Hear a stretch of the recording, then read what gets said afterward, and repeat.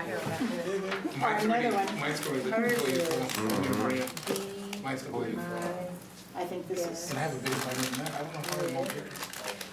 D's, and then mine is code.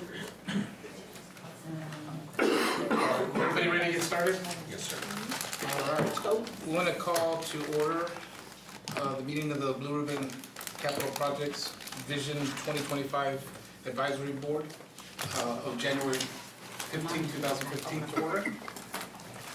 Motion. Call the roll.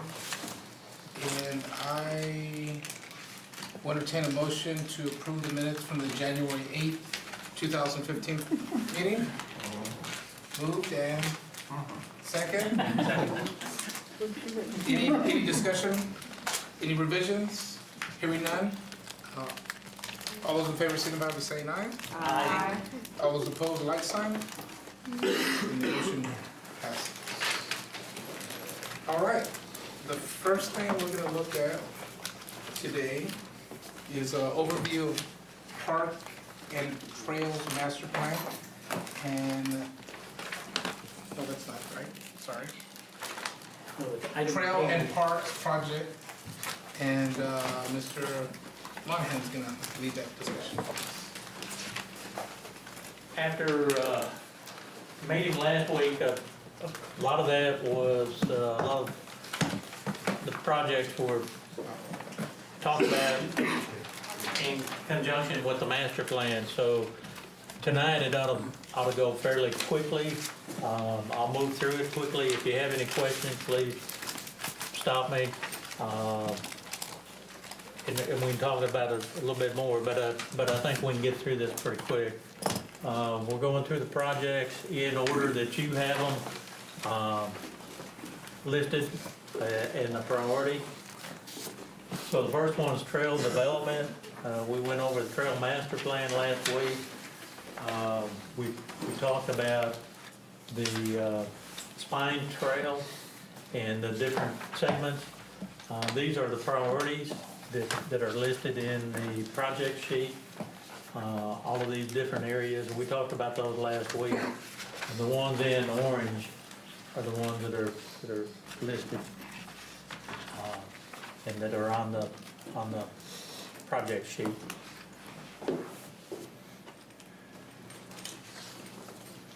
Any questions about that? If you remember from the phase 1, phase 2, the park boards, phase 1, phase 2. Phase 1 is completed or funded, and most of that's what's in blue. There's some other smaller areas, such as the Garden Ridge Trail that's coming in, trail out at Lake Park. But referring back to the trail master plan and the spine trail, phase 1 was pretty much blue. It's completed or funded, and so what we're looking for in the project sheet would be what's in orange. Remember that trail in blue is running along your DCTA line. And that money, that trail is mostly funded via DCTA grant. The other two trails that Bob mentioned as funded are also coming from grants. So these spine trails really are your next level of trails that are found in your trail master plan as a high priority. If you remember, the spine trails are really the only thing that's dealt with technically in your trail master plan, because it's just so expensive just to get the spine trails in. So a later plan will have to deal with those connections into your neighborhoods. And if we're successful with other grant applications, it's quite possible that we could get some of the other areas done, or some of the connecting trails. Such as Garden Ridge, that's a perfect example of that. The grant we got for Garden Ridge. Right, so How many grants come up a year, opportunities? Is it just year to year, it's different? it's year to year. There's a rumor out there that COG may have another one coming out We're waiting to see if TxDOT or TPWD is gonna have one coming out. So there's talk of a couple more of them coming out this year. But it's from year to year.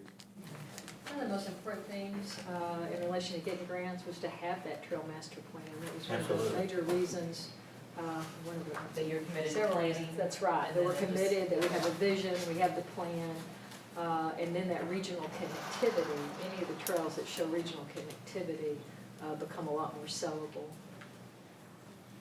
Well, And- I think too, once you've gotten a grant, the next grant is easier because you have most of your work done. And you can add to that, elaborate on that, and figure out what you need to add to it. So, Now, what would be really wonderful is, let's say you guys agreed that this is a top recommendation, and we were to go forward and it got approved in a GO bond election, and you would have a lump sum pot for trails. Remember that when you go to the voters, you're not gonna vote specifically on just those trails. The proposition will just say trails. So you could have grants that would actually cover these priorities, and so that would provide that guidance. And with this many options out there, when a grant does come up, we can look at the structure of the grant and pick the segment that will get us the most points toward that grant, such as we did with the Garden Ridge Trail. We were able to make connection with the Lake DCTA station. Whatever their criteria Connected 3 is. parks in there, we connected 2 schools and the library and the municipal complex. So that got us a lot of points through there, so it gives us a lot of flexibility on that. The next project is a new recreation center, and we talked about centers a little bit last week, and centers versus fitness centers. Recreation centers are no longer just gyms and locker rooms. They have a lot of different amenities, it depends on where you go. Different cities offer different things. And just to show you briefly that it isn't just a fitness center, here's some programs that we're offering at our rec center. So it's for the entire family. It's not just, you go to a fitness center, there's lots of times age requirements, and you don't have teens doing the heavy workout type thing, so you need other activities. So one thing we're excited about is family pizza and bingo night. See how that's gonna go. I also put a WOW brochure in your stack of information, so that if you want to see other activities that we have at the rec centers, you can look through that instead of trying to explain all of that tonight. So we have a variety of activities at the recreation center. We talked a little bit last week about level of service. If you look at our current level of service, it's 0.61 square feet per capita. We established the target level of service for 0.9. On this, Lewisville is the green, the red is the average, 0.9 would put us up, we did that last week too. wow. There you go. Yay!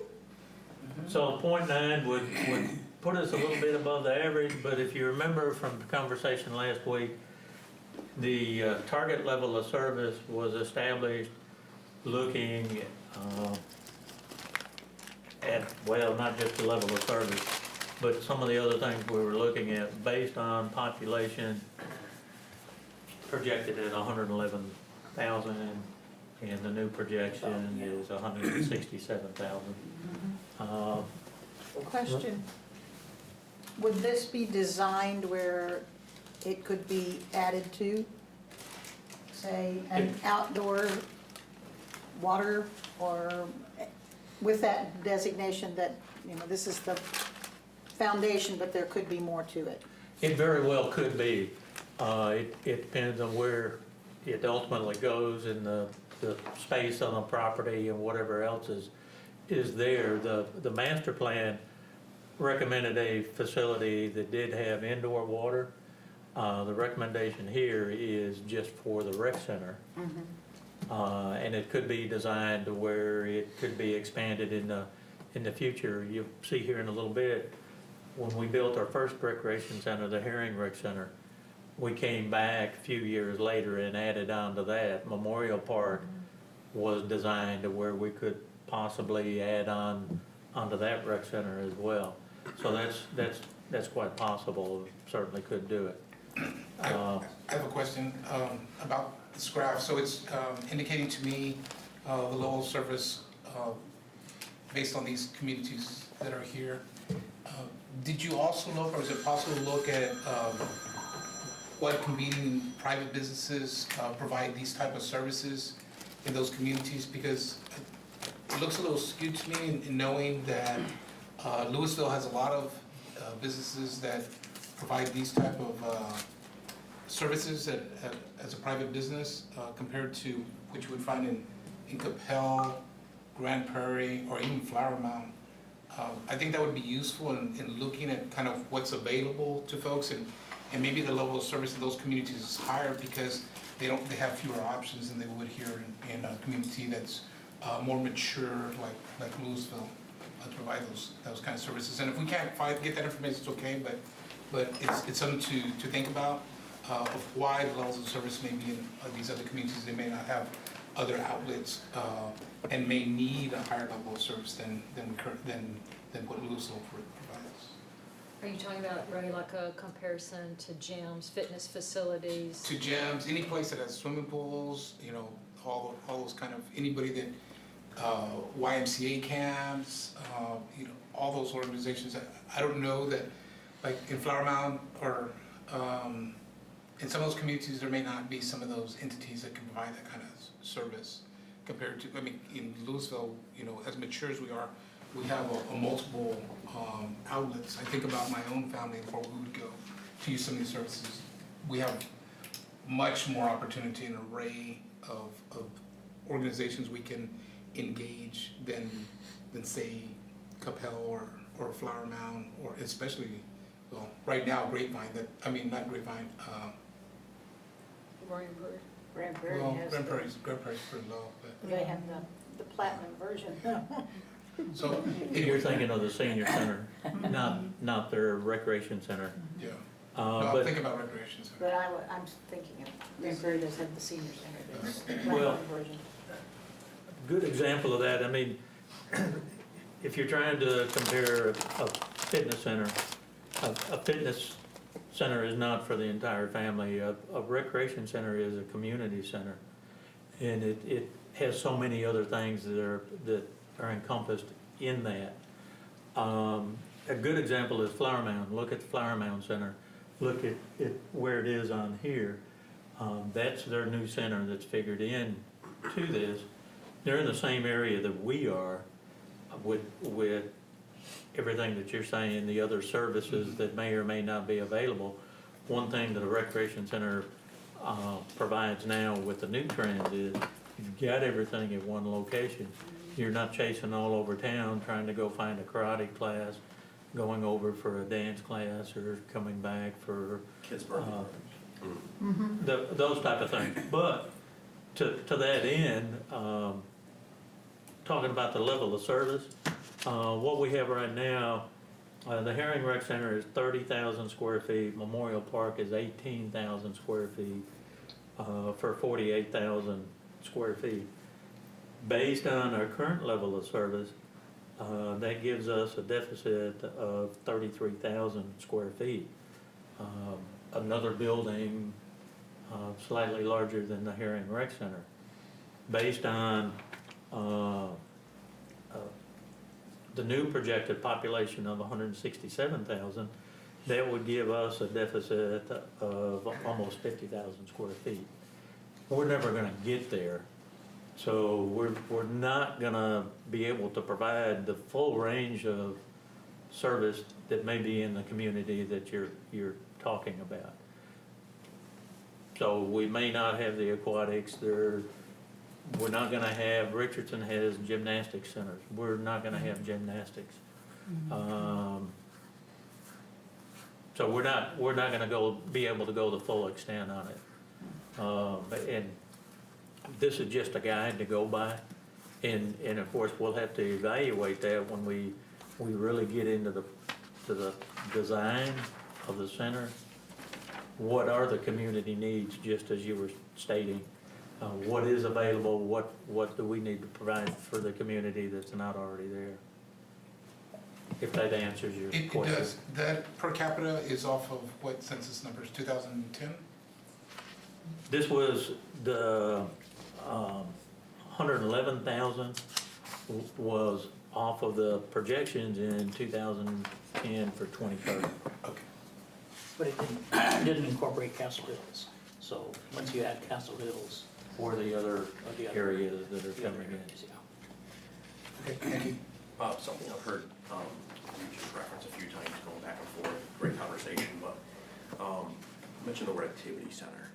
Okay, and that's what I think Flower Mound even calls theirs, community activity center. I think, if this is something we wanna consider going forward and move into the next phase and propose that to council, I think tying in that word activity into, this overall scope, so that it's, the perception with the public is not just fitness or recreation, it's a full activity center. And I'm sure, I think almost everyone here has been to the Flower Mound one at some point or another. I know, yeah, a couple other communities, our size that I know, they reference activity center. I don't know if that's a new term or newer term before you say. Yeah. But I think that's a, But just, like, I've been there, and kids' friends have birthday parties there and so on, and it's just, they love it. I mean, there's so much to do that they wouldn't find at like a $10 a month World Gym or so on. So I think when we're trying to sell this, what's the biggest overarching thing that we can yeah, include? you could that? go to a birthday Yeah. party, do a craft, There's so much, class. You could do some exercise. No, they have good summer that kind of programs. stuff. Emerson does the summer programs Yeah. there, you know, and there's a good range of that, and Or they're always even- full. The bingo and pizza, the things that happen that aren't connected to a gym, Sure. Yep. those kinds of things. So, you know, would it be wiser for purposes going forward, and if we have to sell this, we call it a recreation / activity center, or call it an activity center? Maybe we need to change our terminology a little. Not our plan necessarily, but Sure. how we've named it. And there's a lot of communities doing that. As we look at just examples of what some of the current trends are, Keller calls theirs the Keller Point. It's not even necessarily called a rec center, that's what it is, but they call it the Keller Point. And so that just kind of gives you an idea of what they have in their facility, and they've been very, very successful with it, and they're set up on a very Point of- aggressive cost recovery. Okay, yeah, a point of reference, what did that cost them, do you know? I don't know. But we can find out for you. Just thinking, you know, what are, Just to clarify really quickly though, when we are putting this together, when it goes on the ballot, it's not gonna be broken out by Trails, Rec Center, right? I mean, it's just gonna be under Parks and Rec, right? No. No? you're better off We'll to really say have to have our bond council look at that very carefully. Okay. So trails would be broken out specifically, but I'm gonna guess, the AG's office is gonna require that proposition be very clear for the voters. So a recreation center, my guess is yes, they're gonna ask us to list that separately, a separate facility. Is there a rule of thumb on that? Or if it's like a project of a certain size, that it has to be individually spelled It out, or really is it gets into just? the clarity for the public. Okay. If you're talking about streets, we can normally just say, generally, we want to invest this dollar amount in streets or trails. But when you start talking about facilities, I think we're gonna have to be pretty specific. Okay. Do we have to be specific with the dollar amount too? Yes, yes. So since we have to be so specific with all that, I think, just piggyback off what you're saying, we do need to pin down a name that's also going to help instead of, and not saying rec center, and stuff like that, I think we need to have a name that we would actually call it. And I'm on board with you. I think taking the rec center out and calling it something different, not necessarily community activity center like what Flower Mound has, but I also like what they said on Keller Point, come up with a unique name for our facility. But if that's on the ballot, they won't necessarily know what that is. Find out what they listed it as. They might have listed it as on the ballot for them, they might have listed it as an activity center. I'm sure they did. Oh, activity center? Or activity center Be slash specific about what it is, recreation activity. recreation center, because those looking for a rec center may have a different view of what an activity center is. So you may want a little bit more description, Yeah. activity center slash rec center. Yeah, and that's what I was saying, so that way we can at least try to appeal to the masses. We need to call it something that's gonna help it pass. I mean, for Exactly. me. For your marketing material. Yeah, yeah, we want, And yeah. I'm thinking that you don't want to name it in case you ever want someone to buy your naming rights. Council's probably gonna wanna name it And that would be, that'd be all right too. But should you ever want to make it the Toyota Naming Railroad rights. Street Yes, Park? that's a very good point here. Might be able to- Don't stick a name on it too early. But once we have your recommendations, the next step would be to go to bond council and say, how will we have to list this information on a ballot? Yeah, because I'm not talking about a specific name, I'm just saying we need to coin it to where people will be, more apt to vote for it, because, the name is appealing, it's more millennial or up to date, or, Very descriptive. Yeah. Well, and this proposal does not include any aquatic piece to it, indoor water, outdoor water. If it did, you would want to include that with it as well as part of the description. Because there might be some that don't want it, there might be some that do. So that would probably need to be in there as well. But that's what Keller has. And then over in Plano is the Muhlenbeck Center. And it's a huge center that has a lot of indoor water. It has 2 separate pools, actually. One thing that's very common in all the centers now is some type of a walking track. There's a lot of requests for that. So that's pretty much what we have on the rec center, unless you have any other questions concerning Another it. question, I don't see any revenue offset. Is that, you just not gonna project that in? 'Cause, there are small, you've got monthly fees associated to it, right? Or even for citizens? Small dollar amount, but still. We would have to look at all of that, and that would be a council decision if they wanted it to have more of an offset. What we've done with a lot of what's there that you don't see doesn't go through general fund, goes into our recreation fund, which is an enterprise fund, to operate all the classes and the supplies for the classes. And so from that standpoint, it does offset it some. But it's not a clear cost recovery for operation of the building with full-time staff and that type of thing. I think to Robert's point, I think it would be important for transparency for the voters to know what the recovery costs are, what the recovery amount would be. It would help them in their decision. They're making this investment, so what's the annual cost gonna be, going forward? We know what it's gonna be. We just have the 324, 368, but there's gonna be some offset to that number, right? Bill, yes and no. There will be for the programming, okay? But not for the maintenance of the building, not for the full-time staff, per se. So, but for the use Just of the way we're currently set up. But there's some fee, so anybody that's a resident there's no fee to use it? There is a fee, There is not the but program. I will tell you, if you look at our existing centers, Yeah. the revenues collected for use of that center is a drop in the bucket compared to the operational cost. These centers do not break even. These centers Oh, I know do they not won't make break money. even, but You know, if it's, There's an operator. No, I think that's, what we're just saying is to show us. show what it show is, us at the number. 50,000 a year or? Yeah, if it's $50 per family, estimating 20,000, 25,000 families, that's 1.75 million. I mean, just, what's the revenue potential behind it that would go back into the enterprise fund? We can't give you an estimate on the existing fee structure. But can you and- make an assumption, are there assumptions, can you make an assumption?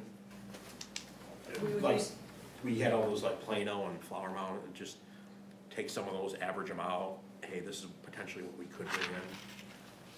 Cause I know the fee's gonna go up, right? Because it's a new facility, it should. That's a council decision on fee structure. Yeah. Or we just charge the Flower Mound people like $50, $60, $70, $80, $100 more or something, right? We do charge non-residents more, that's correct. Yeah. That's It has to correct. be non-residents, not one community. No, I specifically If I said could Flower ask, as Mound. we explore what Plano costs, could we get a per square foot breakout? Yeah.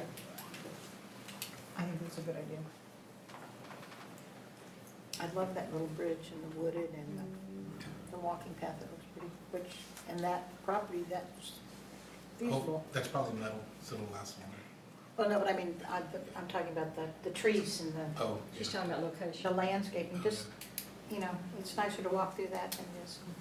And part of the difficulty here is we haven't gone to the design on the facility by any means. And the features that you have in it, depending on what it is, may or may not change the revenue stream on it. So it gets to be difficult trying to project something right now. But if you could, So- if, when we go to sell it, we can say, this is what Plano has, this is what they charge their residents, and this is what they offer their residents. That kind of gives us, when we need to sell, you know, that's what, we may not be able to have all of this, but as a point of reference. We can get some information.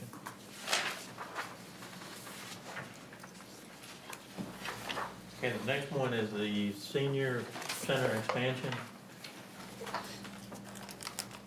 Senior center is located in Memorial Park at the corner of South Valley and Corporate. In the park, this is the senior center, here's the Memorial Park Rec Center. You can see both the structures and their parking areas, they take up, what, probably 30-40% of the park, 30%. The recreation center, this is a picture of the entrance lobby and reception area. It's very small, very tight. Weather like we're having right now, for any of the participants that are waiting on a ride or waiting to meet somebody, we don't have much of a lobby area for that.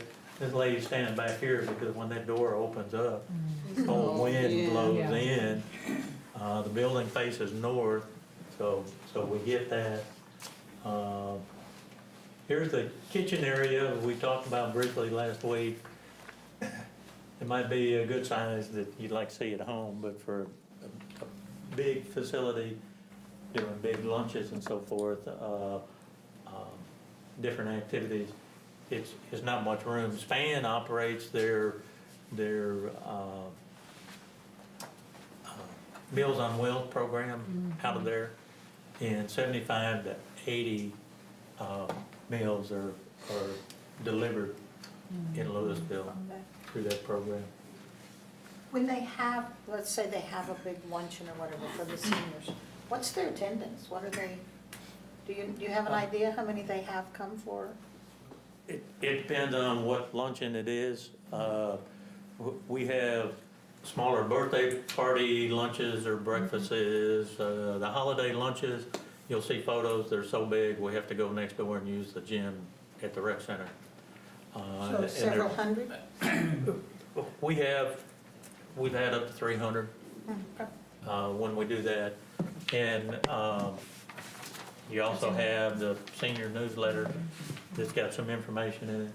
But this is. I would like to interject that Bob took me on a tour on Monday, sort of a combination park board and bond committee tour.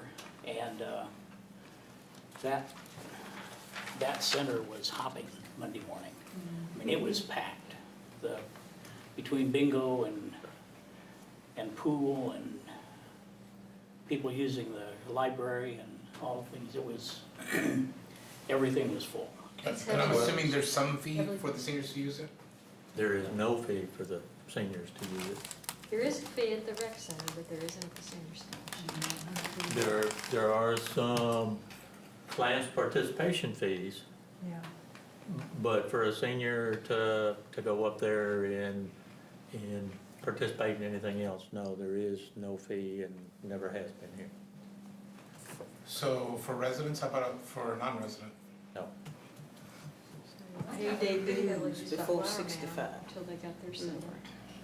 Well, what the seniors do, they pick and choose where they wanna go based on the activity. They may have a home center, but they go, there is a lot of Back and forth. crossover.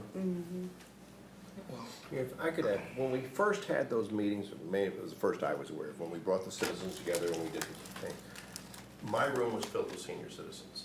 We had a room full of senior citizens, and they were very, very vocal about what they were wanting. And I also want to point out, they are big voters. Yeah. They're the likely people to show up. And I want to say, this is something that I really think we should really, really propose and push, because we will get them to the polls. Those are the meetings we need to go to. Yes, and that's where we'll get them. And I don't think we should cut corners on this piece. And I support this effort, but I also support that we represent, as an advisory board, the taxpayers and constituents of this community, and those who we should put first. And I just don't see anything wrong with saying, you know what, if you're here, then it's for your use. But when we open it up just to anybody to use, and now it's a hard argument to make, is that, well, because of age, you get a free, entry, being from any community and not being a taxpayer here. But if you're younger and still productive and contributing taxpayer, you have to pay higher if you're not from this community. You also have to remember that senior citizens are on a specific budget, a different budget, at that point in time. No, I understand, everybody's on a budget. Yeah. That's true. That Well, is true. I just think we need to charge Flower Mound seniors Oh, at Don't the. be. No, but, Really I have a mean, non-resident fee. yeah, you didn't mention. Let's put it all now. But I think in that case, we have to kind of do what our market does. If no one around us charges, we shouldn't either. Well, I'll show you a couple of things in a minute, and I think that's something that we have to work toward, and it has to be very carefully phased Exactly. in. Yeah. And what we've done with the seniors, it used to be, they just come on in, show up, that's it. Well, we don't charge them anything, but they do have to get a participation card. And so we're trying to get them to, when they come in, swipe the card, just as all the other users need to when they go to the recreation center. You can track who's coming in. And- What about, And that's been a battle because they used to come in the back door, we had to lock the back door. Make everybody come in the front door to swipe their card. well, they have a lot more years of wisdom to figure it out. So we're phasing into that, and as we have more facilities to offer them, where they really wanna be there and participate, I think it'll be easier to do. And you're thinking, to be sure that I understand what you're telling me, you're thinking that there would be a lot of things that everybody comes, but there would be more things that would be a participation fee, where the residents might pay $1 to participate and a non-resident would pay $2 to participate. Well, we charge resident, non-resident fees, for the rec center now, Yes. we do for But I'm youth just speaking youth from But not for the sports. senior center. That type of thing. For the seniors, what we do now, if ceramics, they have to pay for a ceramic class, that's not free. There may be some free classes if we're able to provide it, but there's other things where there is a fee to participate. And we would expand on that. We've been working to bring that in line the same way we do everything at the other rec centers.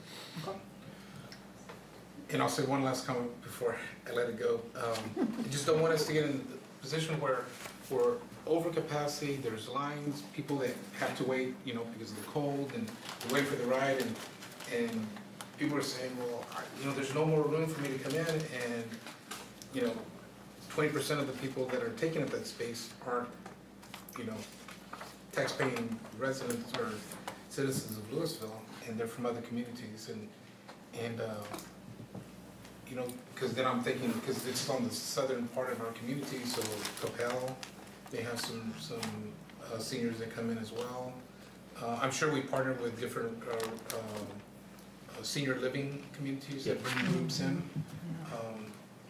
And so that's just my caution. I mean, if we want to make it free for seniors, that's fine, and if that's the standard practice, but that caution is, do we make it free for any senior anywhere to come in that don't contribute and get to, you know, use those facilities? It's good that in Flower Mounds continue to growing, that I think we'll see a huge expansion in population with the next census in that community, and that's gonna put more pressure on what we can provide the seniors in our own community. Flower Mound has her own senior, isn't it But- Volitia, I whatever don't know what it it's is? called. Yeah, it's right there on 2490. How far away are the senior Cross citizens Timbers. centers away from each other? The one in Flower Mound? They're not. The one in Flower Mound's on, Cross Timbers, right there across Timbers at Morris. They're building a new one though. Oh, they are? That's gonna be off of 2499, just west of the hospital up there, north Oh, of okay, Main they put it Street. on there. So it's gonna be that's- further away. Yeah, it's gonna be further away, but I mean, I'm sure, So that might even put more pressure on ours, because those residents that are closer to our current one will maybe trickle down to ours, because it'll be more convenient to them, Potentially, potentially. So Anyway, okay. one thing that we've done for many years, when we have popular classes, whether it's at the rec center, it's a standard procedure there, but at the senior center, if there's limited space, we'll do a resident sign up first. oh, okay. That's great. They have the opportunity to do it, whether it's 1 week, 2 weeks. If they haven't signed up by then we open it up to the general public. So, That's awesome. That makes sense too. That makes great sense. so here's our multi-purpose room, which serves for our lunchroom, dining room, activity room. Here's our little living room area, library, billiards room, which is popular, but small. These aren't full-size pool tables, they're bar That tables. probably wasn't designed to be a pool room table. It was, It was designed? yes, it was. On Monday, So- Those scanners? the walls were lined with people. I mean, the place was, there was no place to sit. Wow. I mean, it was, Social time, yeah. it's really important.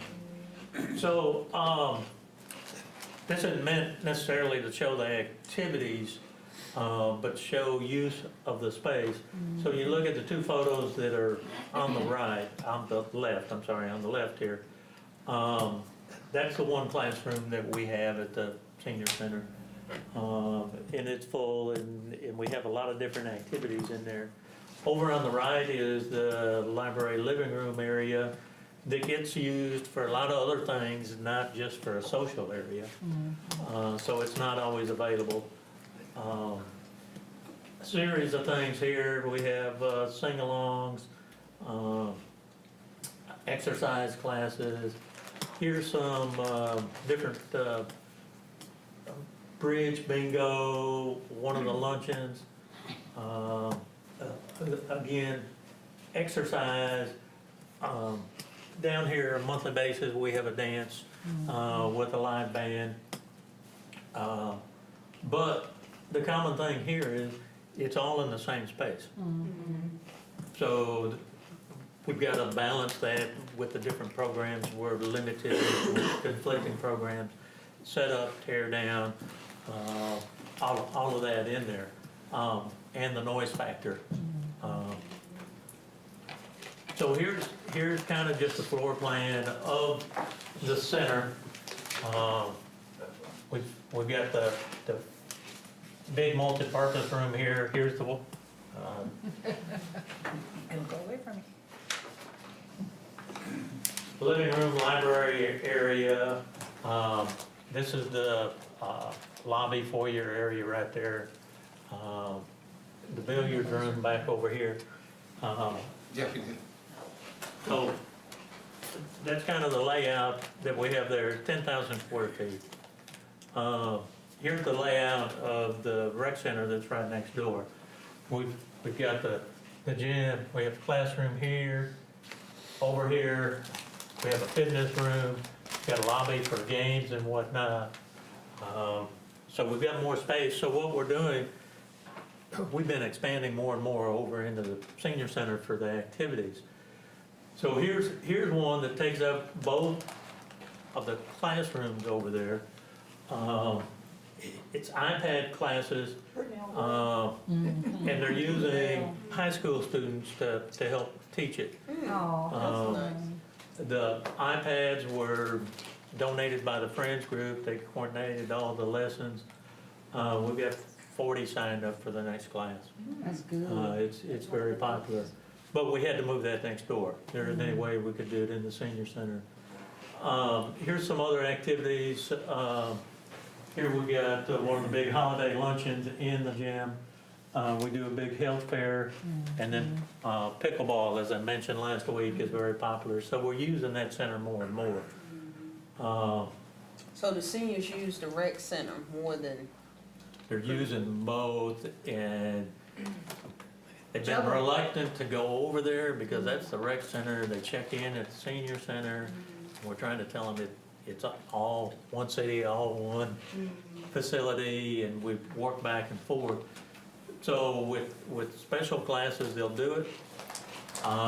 We do have a pool table over there, but there's only one over there. So the guys don't like to split and play both places. Of course, the social aspect, so. Now, it's free in the senior center, but when they go over to the rec center, is there a fee for them? Or it's free there too? I'm sorry, I didn't understand. When the seniors are in the senior center, we know that portion use is free, but when they use the rec center? If it's a senior activity over there, it's the same as being in the senior center. If they go outside of the senior activity to use the rec center, yes, they are charged. Okay? Here's the level of service again. This is one area we don't have to worry about the level of service. Even with the population growth, we're gonna be right on target with it. So we're gonna be in really good shape with that. So what we would do, we're proposing that we expand the senior center and connect the two buildings together. So we get 10,000 square feet in the senior center, 18,000 square feet in the recreation center. That gives us 28,000 square feet. At the target level of service, at the elevated population, we said we would want, at this target that we established, we would want 30,000 square feet. We're gonna be right And there then make with the it. whole facility a senior center. Correct. Oh, yeah, that'll be good. So we would be right there with it. That'll be good. So what, just to show you Cadillac,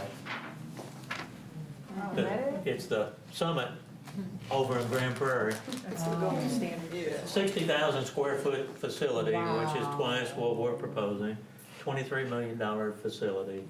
It's state of the art. The seniors over there call it their senior club.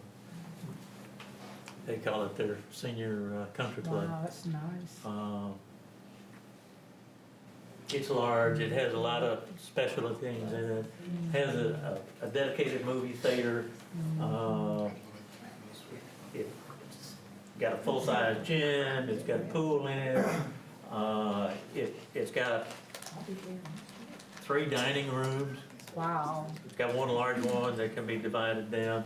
They also rent it out a lot for a lot of other activities. And it's open Monday through Friday, I think, till 9 o'clock. So there's a lot of things that some of the cities are doing, but they're leading the nation in what they're doing here with that particular one. It's very nice. I went to a change of command, whereas I work for Department of Defense, so our commander was changing out, and they let us use a room there. And we just thought we were lost. We thought we was in another place, and I mean, it is very, very nice. It really is. Where's it located? It's in their Central Park area. Not too far, like off of 161 when it goes into Grand Prairie, before it meets 20. Oh, yeah, over in that new area. Where the police service center is, Yes. the high school Yes. is, right there. Yeah. Are we getting a movie theater as well? I don't believe we would. I won't get one. But you can do movies We do movies with a now. room and a projector. I mean, it's not, I mean, that's wonderful, and I would love to have that, but For programming, Still- it's difficult to keep that programmed all the time. You're not gonna show a movie every day. you need more multi-purpose types room instead of Right. dedicated purpose rooms. Right. So that's just to show you the extreme. Next project is river access.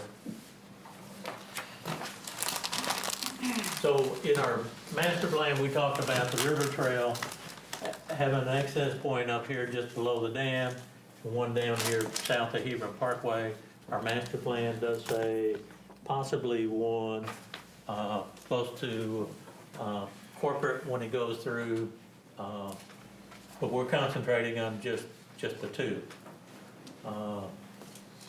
The one down at the Leela area, just below the dam, we do have an area that's set up right now. It's better than Hebron Parkway. It's, we've got a kiosk out there, we've got, information up there working with the other cities that we talked about last week as far as the paddling trail that goes for 22 miles all the way down into Dallas. Wow. And you can see it's got the city of Louisville, Leland, Carrollton, Irving. Now, remind me, how many outfitters did you say are running the river now? There's 3 up in our area that do. So you can see, we've got kind of a nice little launch area that is somewhat accessible, but it doesn't meet the ADA requirements. We're gonna have to take a look at that and how do we do that? So then we'll go downriver to Hebron Parkway for the access. Where it's being done now, they hop the curve right there. Illegal. And get stuck. His 4-wheel drive pickup Oh, almost wow. got stuck. So you there. can only paddle, you can't swim in there, right? I don't think you'd want to. Oh, okay. Well, some do. Before the dump, there's a couple of places where you can be on the sandbar, and there's pretty good, deep little currents. There's a nice little area that's got some shell that you can go down through. How deep One is of it the on trips, there? they actually Depends stop on the and tell you rainfall. to get out and swim, and I did, it's nice Oh, you clean got to water, swim in yeah, it? it's Yeah. great. So it couldn't be anything like, Slither Bomb, we have a lazy river go through there or anything like that? It couldn't be- Well, no, the Army Corps of Yeah. Engineers kind of oversee that Yeah. stuff. They kind of frown Who on does? the lazy rivers The from Corps. further down. Oh, so they went with it. Oh. Yeah, I tell you what, we went with the Leadership of Louisville class, about a week and a half ago where he showed us where it starts from the dam, and it's very, very primitive, but it's a fantastic location. And that's where the city of Louisville does, when they do the family night campfires with the sing-alongs and all that. It's right there, location. But and you can camp there. It's extremely inexpensive, but it's very primitive. It's not like going to Lake Park and things. I mean, it's incredibly primitive. Is it carry in, carry out, huh? Yeah. There's no No facility. no facilities, there's porta pots. There's all you one get. porta potty. So we go down to the river, And pretty much that's what there is when you get there. A bunch of riprap and concrete poured over it to keep it from washing out. Difficult to access in and out. Here's an aerial view of that from down off Hebron Parkway. And you can see there's some outfitters out here right now. There's a trailer behind this vehicle. There's a trailer that's been dropped down there. There's a boat in the water right there. So they come down and lots of times they launch to go further south, or they come here from the trip when they put in up at Leela. And it's 6 miles from Leela down to here. You do it quite easily in 4 hours. It's very, very nice leisurely trip. So you can see there's not much there. What we're currently looking at is trying to come around so we don't have to access it off of Hebron Parkway. There's a drainage area that comes right through here. There's city property to the south of it back over here. And we're looking at the possibility dredging this out, bringing the water back here, and actually launching from this area, not the river stream itself. So we've done a little work looking at this. This is where they're dropping down right now, so you can see the curve coming around Hebron, with people slowing down to drop off and coming out, pulling trailers, hopping off the curb.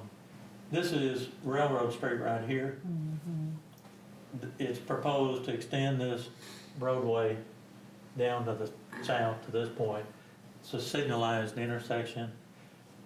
We would then access, similar to this, back to the city property with a parking lot, and then try to launch in there. Is that the train station? Back over here, yes. Yeah. So, what would we be looking at as far as beyond parking lot?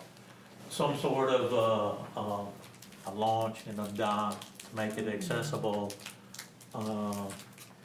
How all that's gonna work has yet to be worked out, especially below the dam, where we have to take into consideration water release and everything. But this type of thing here is very doable at Hebron. So that's what we're looking at for the river access.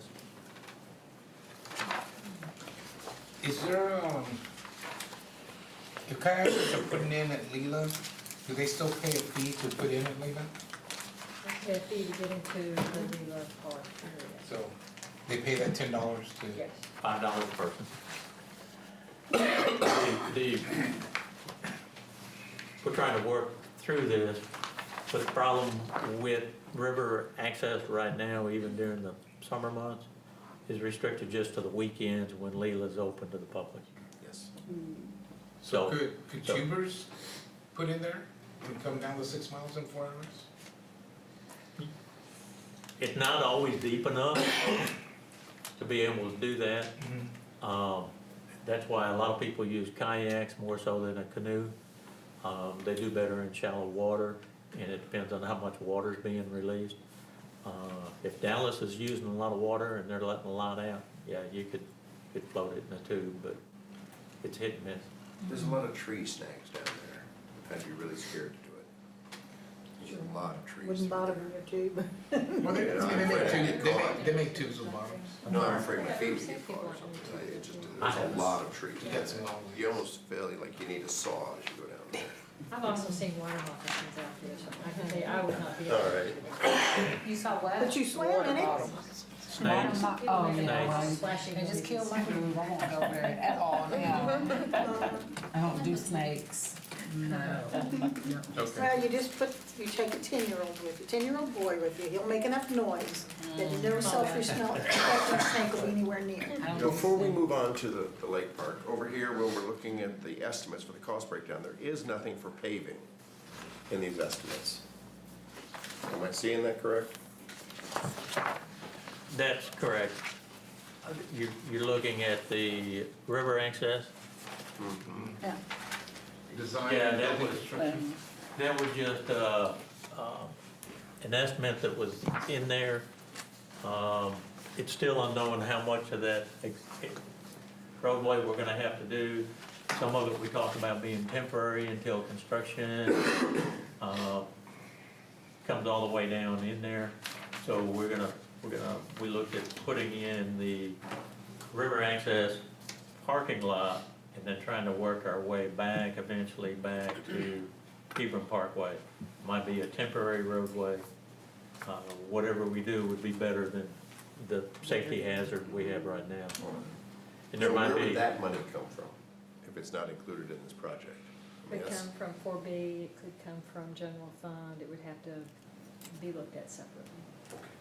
Could be an agreement with the developer when they come in. Okay. Would you include things like, say, last week we talked about the movie theater and that them using the crushed concrete, the recycled concrete, could those materials be used? And would they save us any money? We'd have to take a look at it when we're down at Leela. We cannot use pavement down there, so we're gonna have to use something else. So that may be an option at the Correct. Leland. The Lake Park campground, of course, it's located out of Lake Park. That's pretty much the limits of the campground. Also in that project, we're including the pavilion, and we'll talk about that in a minute. So these slides are just to show you that there is a need to do something out there at some point. Need road maintenance, new roads. The pads that are out here are Aging. where we have them, they're asphalt, but you can see during the summer months when it gets hot, these holes through here, from the leveling jacks that are on the RVs. It's a gravel spot, we have drainage issues. There aren't a lot of site amenities.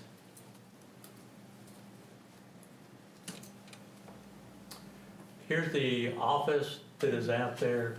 For a number of years, our campground attendants just operated on their front porch. Staff built this office. It's small. There's room for employee and 2 campers when they check them in.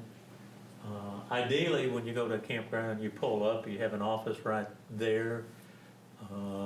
And they can monitor people coming in and out real easy when they come through there. So it should be over, not off to the side, but over close to the entrance in some place. There could be more amenities in the campground. This is a laundromat that staff built a number of years ago. During the summer months, we get $200-300 a week out of this.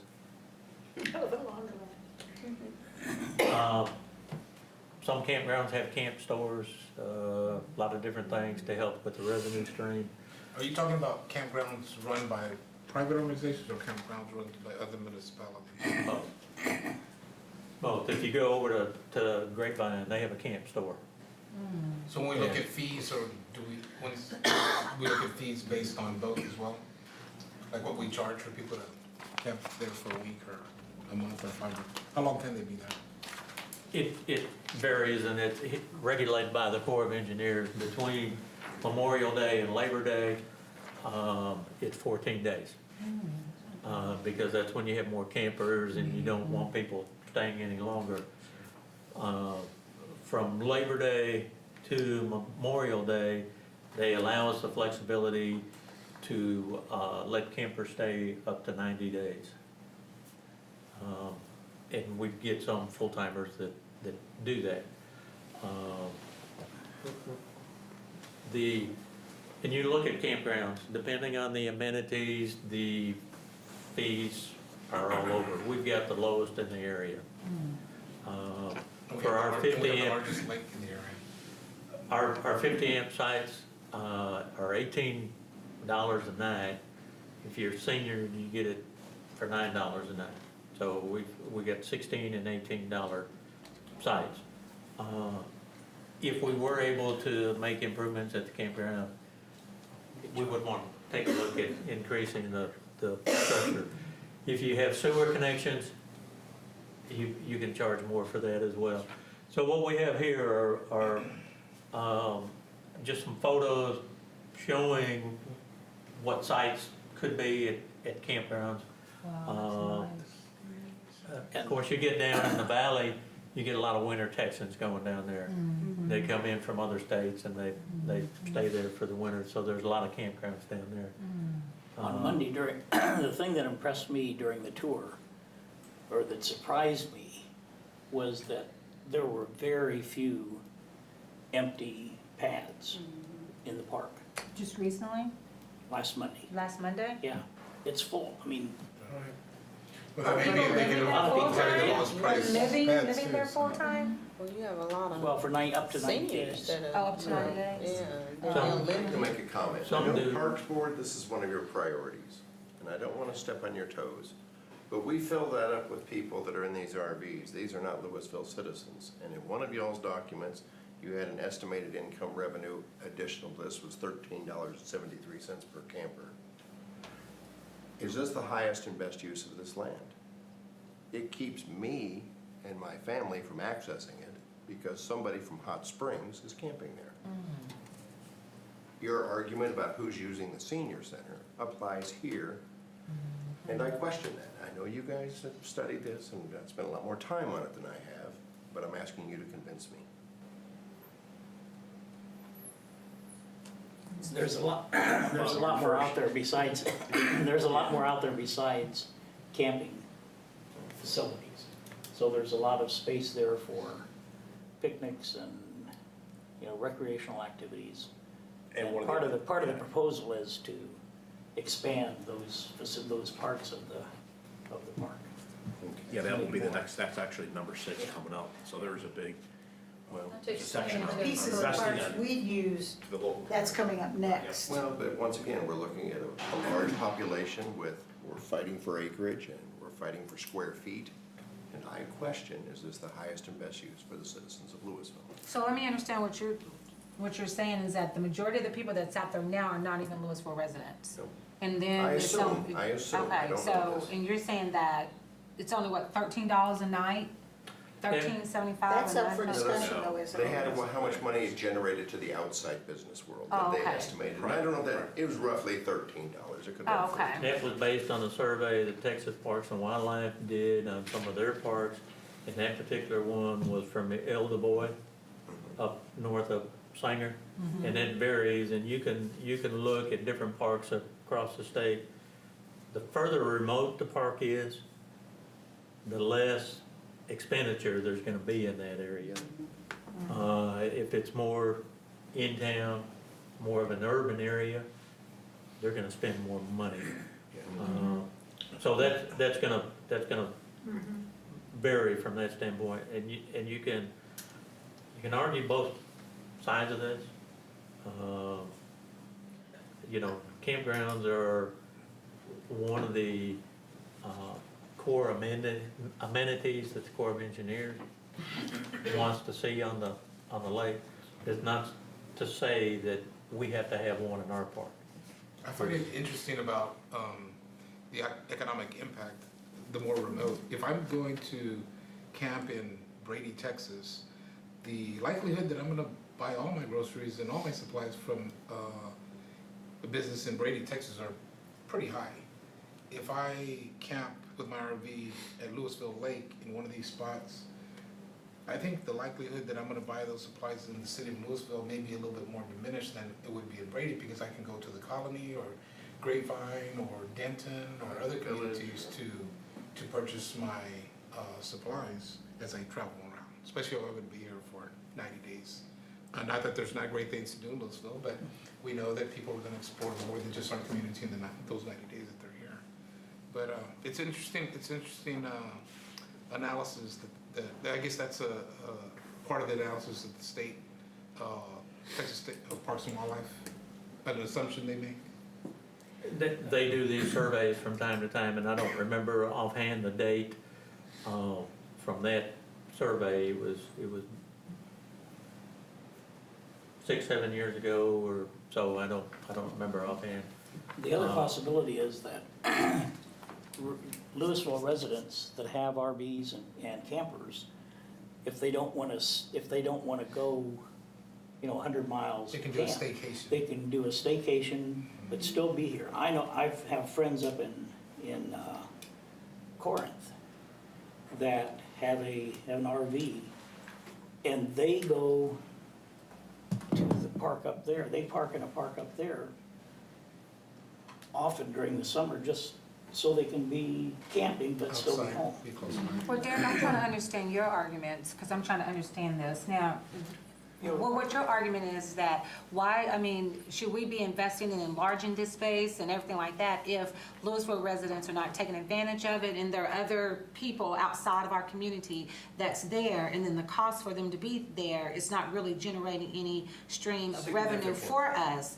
Okay, so Yeah, why it's- expand upon it if it's something that we're not going to use as far as Louisville residents, but the people that are using it's not really You're feeding back or suggesting putting changing back the into use.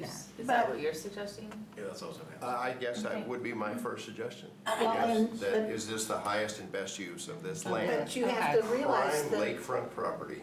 but everybody that parks out there buys gasoline, they may go to the movie theater, they may go to our grocery That was the store, Parks and and Recs possibly. figure of 1373. But still, you can't go to the movies for 13.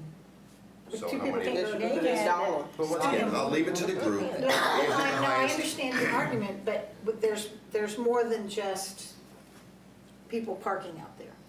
I would tell you, I think the economic impact of the number of campers there's probably pretty minimal. When you looked at I don't know which report y'all had generated that I looked at, the impact really was minimal by the city's estimates, and it really wasn't a significant cash flow in. And once again, I think of what could be. Well, what could be there Yeah, in yeah, place that's what of we're this trying- in lieu All of right. this? I You tell could you what, have a I don't nicer know, golf let's course put in than a would, more, well, I a don't know your leisure creative center park, development though, you know? right? Nice On that landscaping, side, part of our trail, business works, what that have you with that? business factor. $5 million goes a long way there. Well, can we that can what we this look is? at something Yeah, different? it's Because I'm with you, 2.5. if it's not going to, if it's a minimal impact and it's not generating enough income And for our the. citizens aren't Yeah. benefiting. One thing to keep in mind is, we have had these conversations with the Corps, and the Corps would require there to be mitigation. So if the campground were to be moved at a lake park, which it could be, then you would have to find a campground site somewhere else on Lake Louisville. Says it's required. Whether it be at East Hill Park or some other location, the Corps is gonna require there be a campground. It does not have to be, Aware of that. it doesn't have to be in Lake Park. Okay. But It- the Corps is requiring a campground for RVs? A campground. Period. I can't tell you that it has to be for RVs, but something probably similar to I'm what. sure that it would be because that's what's existing, but It would have to be a like. couple of things that the park board looked at, they felt like you're looking at the economic impact once they're here, but there's more to it than that.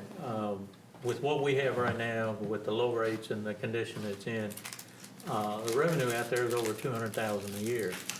If there was some improvements, we could probably easily double that. But beyond that, your comments about the use of the property and so forth, the park board was really looking, you can take this project and you can take the next one together, really. You look at the condition of Lake Park, pretty pitiful. Yes, it is. Something needs to be done. And what I was going to state earlier about both of these projects, even before these are done, there should be a master plan done of Lake Park to figure out just exactly what needs to be done. You don't want to make improvements at the campground that might impact something else, or start to do some improvements in the day use area and then find out 2 years later, well, we should have done something else. So So there should be a master plan. This is to identify the need, and you can roll it all in together, look at it however you want.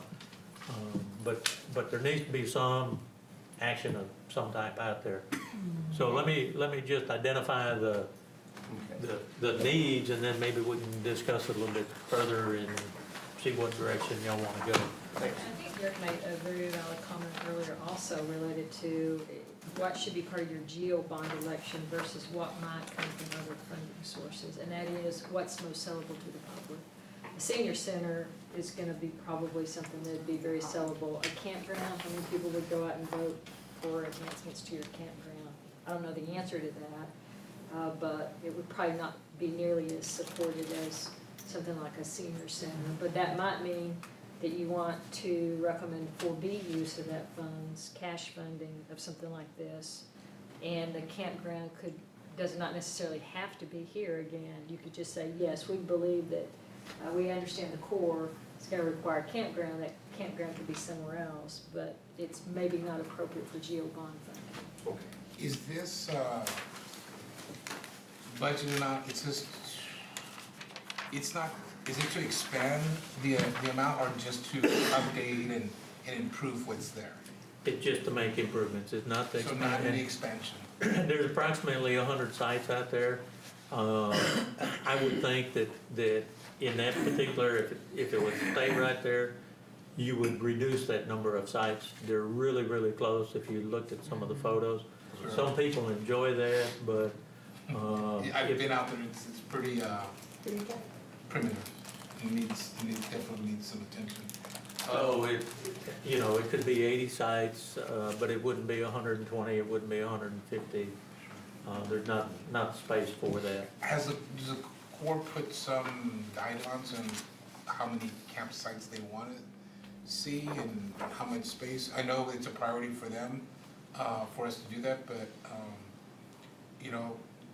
is 60 still gonna be okay? Or, there's 120 right now, we're thinking with the improvements, we'll be able to have, 85, 90 really good sites? Or what if we did just 60? I mean, is there a threshold someplace that fits kind of what? There'd be more discussion with the Corps. They've required mitigation, whether they would require the equal number of sites. I don't know if they've been that specific with us at this I point in time. haven't at this point. Something comparable though, Ray, I would think would be something that they would require. If we said we're only gonna give 10 sites, they may not think that's appropriate mitigation. So we say, you said 120 right now? Roughly 100. So let's say the 120, we say, well, now there's gonna be 80, but we'll do 40 additional sites for tents, which has less may have a less environmental impact. That certainly might be to this, acceptable. So that might be. Oh, well, the current standard on campsites, you make them to where they can be used either way, unless you're in a true RV park like this, where you're basically just having a parking spot. Mhm, yeah. Okay. Again, these are just some photos. It's nice. Yeah, let's do the Windstar one. Yeah, we'll take that. Um, Put a We casino can on. only have a casino. Yeah. Yeah, can you check to see if we're required to have a I can do casino?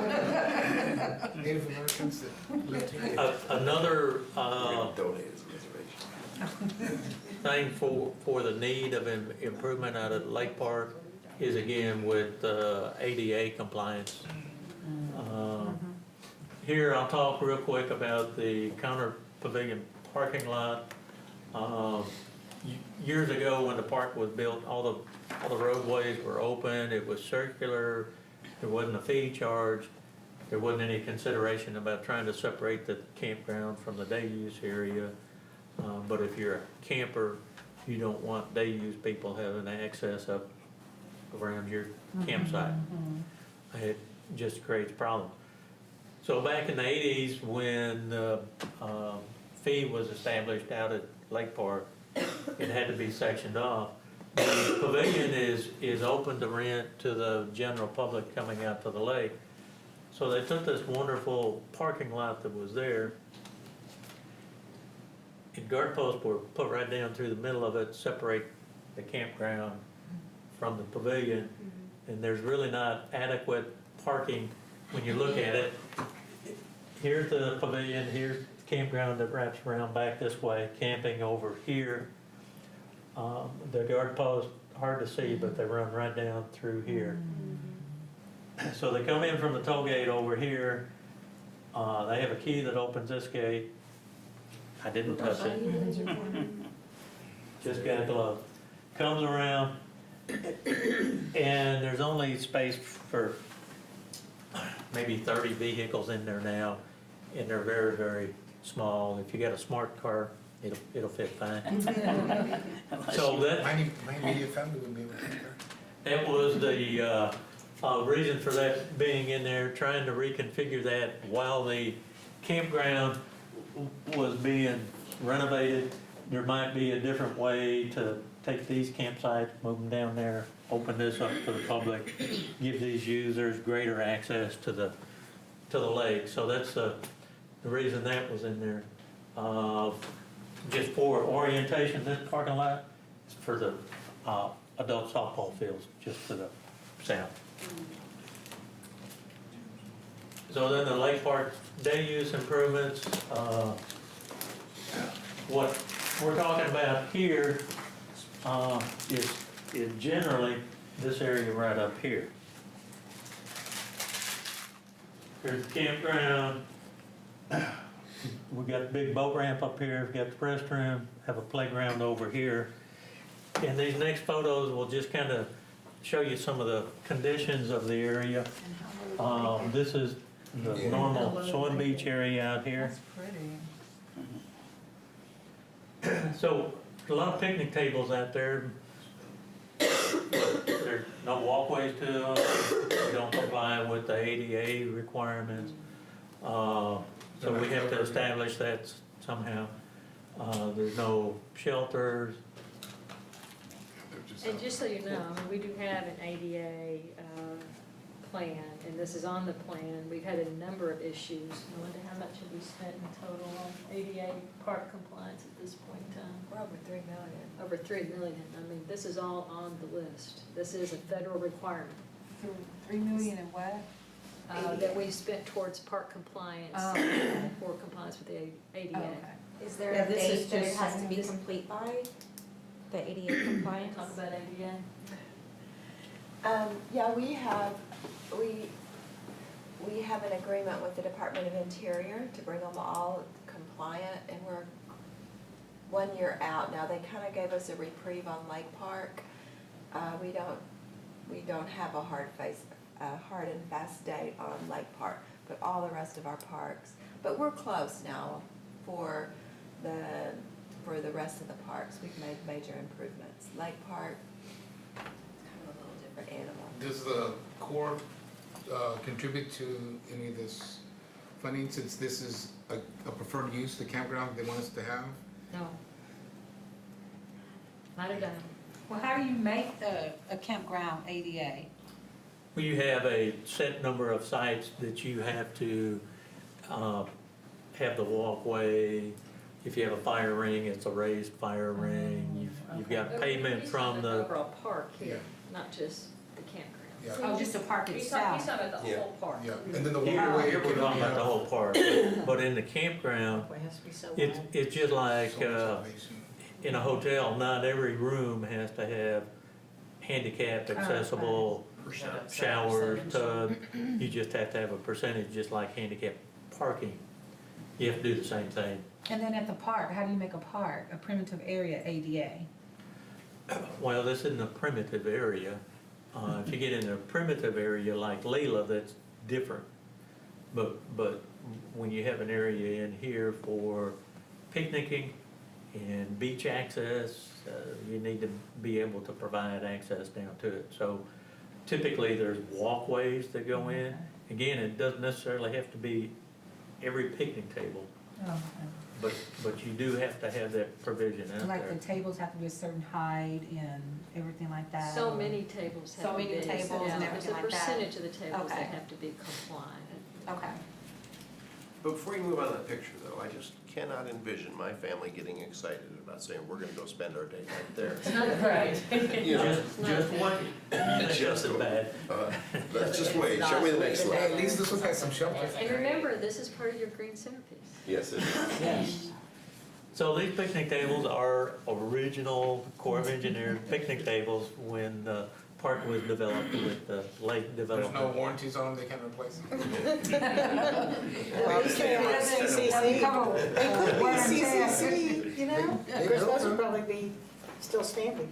Oh, wow. So, you know, they've taken a beating over the years. Yeah.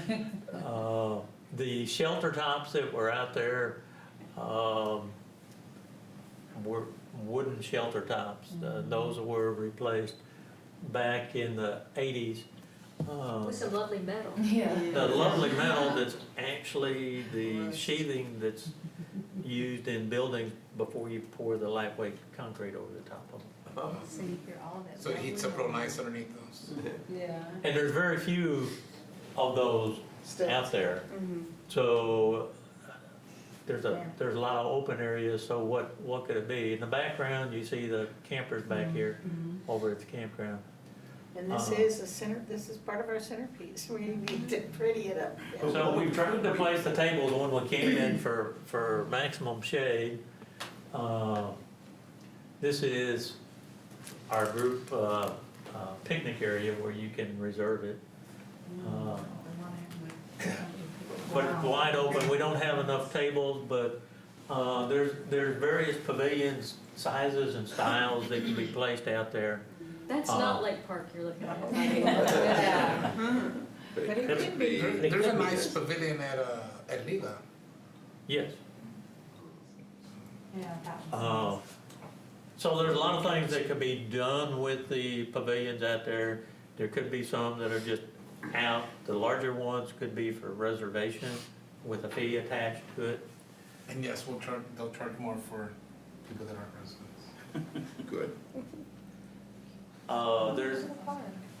There's an old playground out there. The surface area down here is not compliant. It's old pea gravel. It needs to be replaced. It's on our list. This playground is so old, in fact, we can't get replacement parts for it. We're gonna be taking this tube slide out because we can't get any parts for it. So it needs to be replaced. So kind of the whole concept that the park board had that we briefly talked about last week, was making this a destination area with or without a campground. With a custom themed playground. They've come a long ways with what they do. They'll design them however you want them. So up in that area, there could be a playground. The tree house at the Arboretum that has the bridges that lead, if you've been there to see it, then the kids just swarm over it. Where is And this? at the Arboretum, it's a Dallas tree house Arboretum. with bridges that lead Oh, up yeah. to it, and it's just, it's amazing how interesting the kids find it. And it's not really that sophisticated. Very This expensive. is actually a crawdad or a scorpion or something that's over here that's molded into it. There's all kinds of things that can be done. They'll do whatever you want. It's a custom playground. Well, whatever we do, can we make sure that we can later get the parts so we won't be back to square one? We have to have this nice look and. It depends on the age. You know, that playground out there, it's probably 25 years old. So, Seen a lot of kids. and there's a lot of things that can be done to add to the experience at the playground. Does it have to be a themed playground? No, it could be playground, but they're just, I think giving this as one of the options, especially if it's gonna be a destination. It can't just be a, And the park board's thought was, you know, tie it into the lake in some way. You're right there out at the lake. You've got this playground out there. And what we're talking about is $1 million plus on the playground itself. And then around it, you put those picnic areas, then you rent those pavilions out for birthday parties, family reunions, those type of things. But again, all of this is gonna take a complete master plan, to see how all of that's gonna work together. The footprints in the concrete were a big deal at the Arboretum and someplace else I've been recently. 5 and 6-year-old boys think those are just the most wonderful thing. What that was. It was a big animal. You know, they can spend 20 minutes just looking at those So, but concrete footprints. we don't have a master plan that's, being considered right now to be paid for? It's not in our priorities. No, Is it being funded from some other funds? It would need to be, yes. And now would that be park board responsibility to come up with a master plan? Would they have all the responsibility for that master plan, helping build it and guide it by whoever does it? they would probably have some input. It'd probably be staff working with consultants. And there might be something this size, there might be a community meeting for input, such as we did with the skate park. So do you have funding for a consultant to come up with a master plan, or not Nothing has even been, that? nothing Okay. has been appropriated. Okay. Certainly 4B funding would be where I would recommend the council work, funding for a master plan. For a master And plan. there is cash available for that. Okay. We need to get some more business in town so we can get some more 4B money. I just think it's important that if we're going to consider funding this project, that we have the master plan in phase first, and so that we know that that's going to be, be in place. It would make me more comfortable in supporting this part of it. While we know it's needed, it's really putting the cart before the horse with this if we don't have the plan. At least knowing that there's gonna be funding assured in place to execute it. The creation of one. And that's why this is lower on the priority list.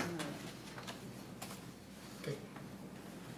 Is this something we can bring up at the next park board meeting? Add it to the agenda?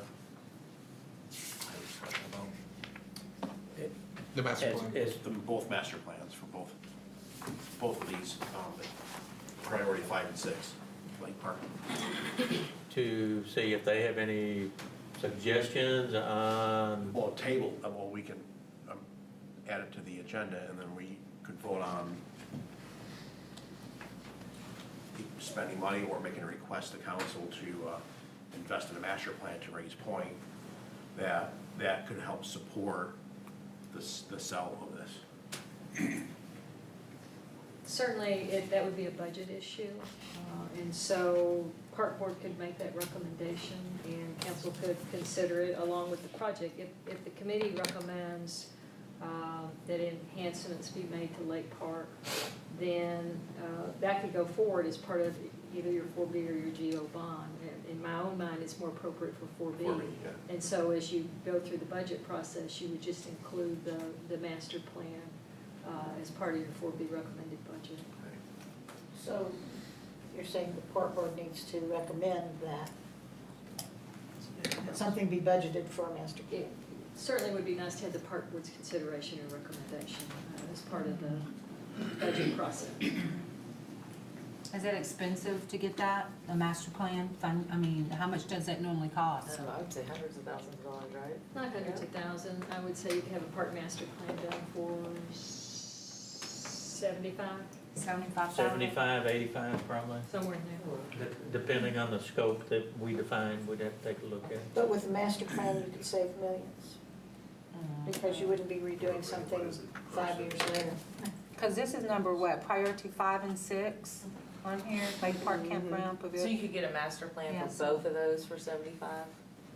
It'd be one master plan. It would be all one together and then different phases, or however you take it, okay. But the master plan is not construction documents. Right. It's a development plan. Right, Okay. right. And the priority, depending on how y'all look at funding this, doesn't necessarily mean timing. Yeah.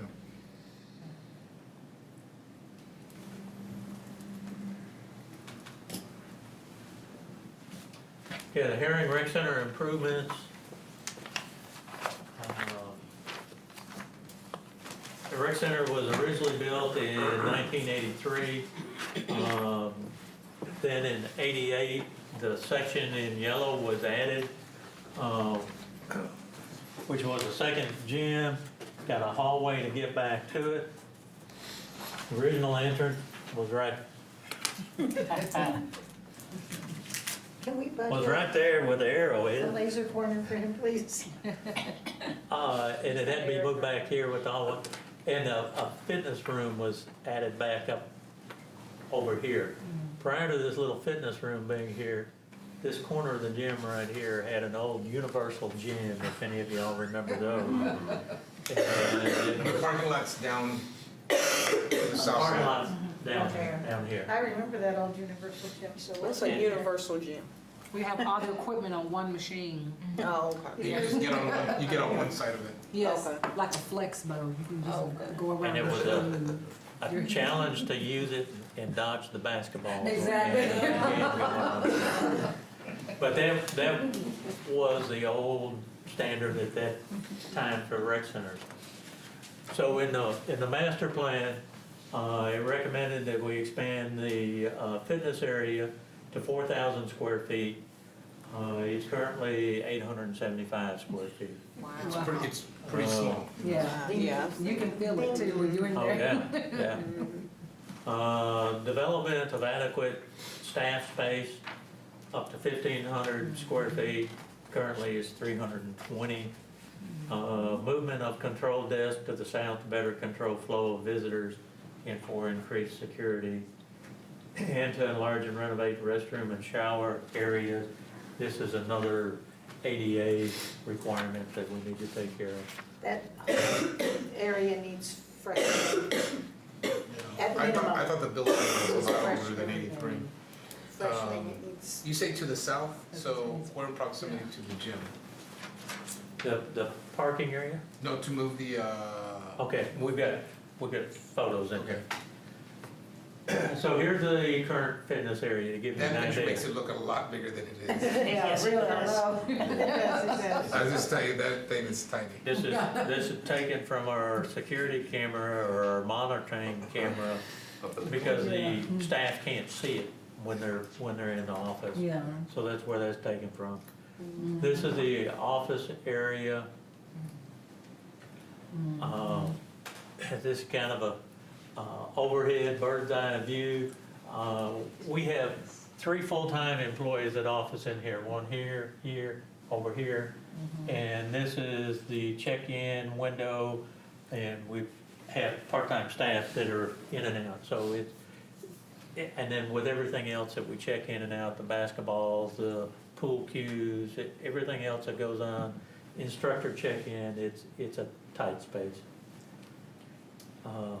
Here we are. I got a question. If this particular item is not funded through the bond, is the ADA, will the accessibility issues, will they be funded in another, from somewhere else? Core B fund or general fund, it will have to be done. Okay. It's part of the ADA compliance program. I am feeling tonight more than ever before, we need a field trip. Well, We need to get in a bus and go visit a couple Yeah. places. We really do. I know Yeah. Bob is talking about, he's done it, yes, and I know it's very And it makes all difficult of to this, schedule, all of but this makes a lot of sense after having been, seen it, yeah. So where are you looking to move this, the staff? I've been there before. I've been there. Well, it would come toward you here because we're standing at the front door. Yeah, Okay, so because right now it's in the middle, it's in a really weird, funky yeah. place. So it's gonna be right there in the middle. Right there where those benches are? in that Right area? there? So this is from the office area looking Yeah. back. Fitness room is right over here. You've got the hallway that goes down to the second gym. And if we go back, here's one door into the front gym. The other door into the gym is around the other side of the office area. But if you're distracted here or busy with somebody for just a minute, you get people going to the fitness room without checking in, or the back gym, or even this door right here. If you're on the phone, lots of times there may be just one staff member there trying to check everybody in. That is a safety issue. I can tell you, I forget how many years ago it was, Bob, but we had kids that were in there and hoisted another kid up and with equipment that was in the gym and literally dropped the kid on the gym floor. I mean, there you've got a safety issue. And then there's classrooms to the right, in front of the kiosk. Yeah. You can see pool table right down Pool here. tables and then. That's an open lobby area for games And the bathrooms are behind those vending machines. Back there. there's And then on the left side is racquetball courts, right? further down, Yeah. some racquetball court. Yeah. So we can go back. So you go from here, this little bump out is the office area in the center of the front gym. We have the back gym. Fitness area, classroom here, one over here. This is where the kids' games are, pool tables, ping pong, 4 racquetball courts. Restrooms are just in this area here. This is storage. So where on there would you talk about moving that check-in spot? Up into the yellow? It would come up here closer to the yellow, Oh, okay. closer to the original door. We'd have to do something with this door going into the gym.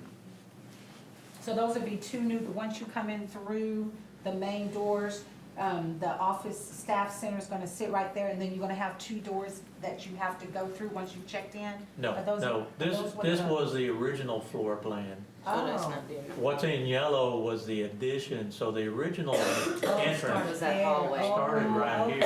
Okay, I'm sorry. Everything in Okay. yellow was added. So what Okay. we're saying is, this area would have to be expanded somewhat down toward this. How far, I don't know. And then close off that door. Or relocate it. We would probably, Or leave it open so then staff can access have a staff entrance into the gym. all of that would be in the design, but the concept is, it's not functional the way it is, and we would need to, They have to- move it down. Yeah. Turn their head on a swivel to see what's going on with that. So now where's the indoor track? It's gonna be up? Oh, no, that's different. That's at the new center. That's the new center. Oh, New one. Yeah. Yeah, we have 2 rec centers right now. We don't have an indoor track, No, that's, so if you want we got one, trails. if you want one, you gotta build a new center. That's about it. so we're not gonna get an indoor track? If you we build pay new- for New it. center. If, we don't have one at this facility, either one of them, Okay, so that would be something we would look at if we were to design a new center.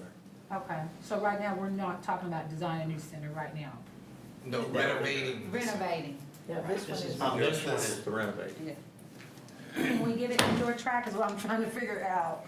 At this We did center? that. Yes, we can't do it up, we can't go up and put it No. above the gym? No.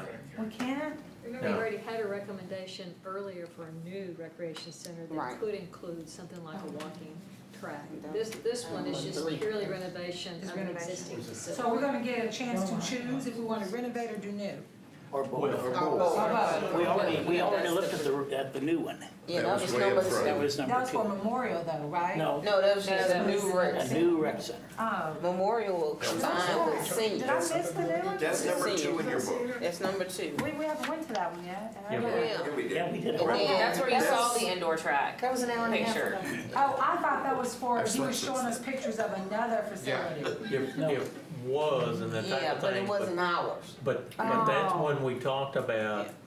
building a new center, Right. which Okay, is the number 2 priority right behind trails. okay, good, okay. So for clarification, the $2 million buys us a relocated front entry that is more secure. And Correct. ADA compliant. And then Those are compliance. those Okay. 4 things you had to. And general, does And that the- also include like a general freshening, like, yeah? just a- Expanding the Little fitness area, center's gonna cost us. updating, Okay, expanding the restroom switch and the shower switch. I wouldn't want to go take a shower there. Yeah, so Okay, this item is a nature center, we put out at Leela. There could be some other partnerships with it. There's a lot of opportunity. You could look at other nature centers around Texas. There are very few that would be sitting on 2,000 acres of a nature preserve. Some of them are just 100 acres. So we have a tremendous opportunity to be able to do something here with the green centerpiece in trying to establish a nature center out there, all the activities and classes that would go with it. I'm sure y'all have been to different nature centers. I just have some photos in here from different ones just to let you see it, get some ideas. They all have different types of displays, they're different sizes of buildings and so forth. Will Leela go in with us on this? You mean the core? I mean, whoever owns it. The Corps won't contribute any money, but certainly UNT would, potentially LISD would. This is an interesting This could be a project grant because possibility. at this point, we've just started work on a master strategy with all the partners, being UNT, LISD. We've had conversations with Audubon. They may want to partner with us. So I wish we were further along with that master strategy so we could answer more questions. Certainly, I think all the parties are going to agree that an expanded nature center at Leela is a goal. This is one that I would recommend to this group be considered as a 4B project, a cash project, so it would not be going to the voters anytime soon, because we're not going to be to the point of fleshing out this project. But are there feasibilities for grants? I'm sorry? A grant or a portion Absolutely, of that? absolutely, Karen. There's a lot of opportunity, I think, for grants and for other partners.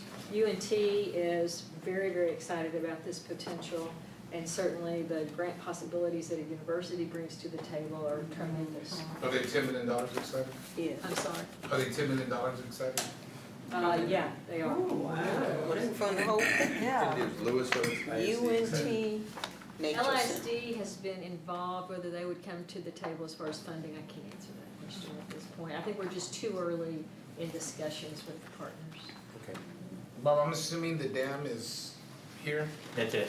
And so which of those, there's like, when I went, there was 3 stops we went in. We stopped at the little nature center, the greenhouse they have there, and then we stopped at the pavilion, and then we went down to the campsite for where the water, the river starts. Where would this nature center be in those 3? Well, when you're, That's another decision that would need to be made as part of the master strategy. We just had a meeting this week and we're discussing that with the Corps. The Corps will determine where the potential locations are. So I don't know that we can fully answer that question today. that would be difficult. The Corps has very few places that we could build out there. That only shows one because it is a nature preserve. It's not open to activities and buildings and that type of thing.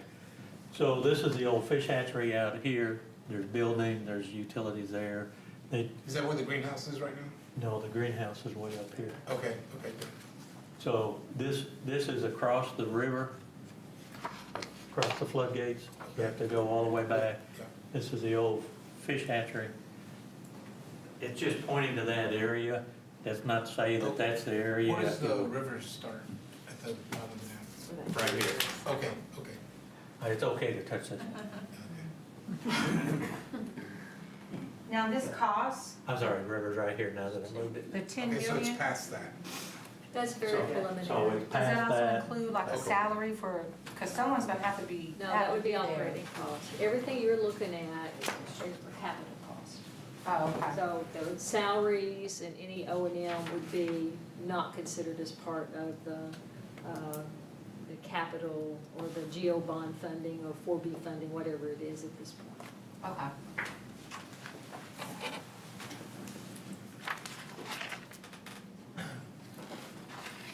We don't see keeping any animals out there. Some nature centers do, we don't. But we don't know, we're still working on a master strategy. We are, We don't know. we are, but current thoughts. Put the buffaloes back. If you want to see a couple of, there's two in the Metroplex that are interesting. One is the Trinity Nature Center, and they brought in, I forget the name of the architect, it's a famous architect. And when you fly into Dallas, if you look down at that nature center, it's in the shape of a bird. Oh, really? It's Wow. beautiful. And where is that? It's in downtown Dallas area, it's off of Steve. So we can get ours. We drove there, I can't tell you exactly how to get there, but it's not far from downtown Dallas. From south of downtown, on 45 is where the river cuts across on the east side. There's an old landfill, all the city of Dallas Public Works operations are in Is that. this the Audubon sign you're speaking of? Yeah. They have a partnership with Audubon, it's Okay, actually okay. owned by the city of Dallas. Okay, I Yes. know where you're at.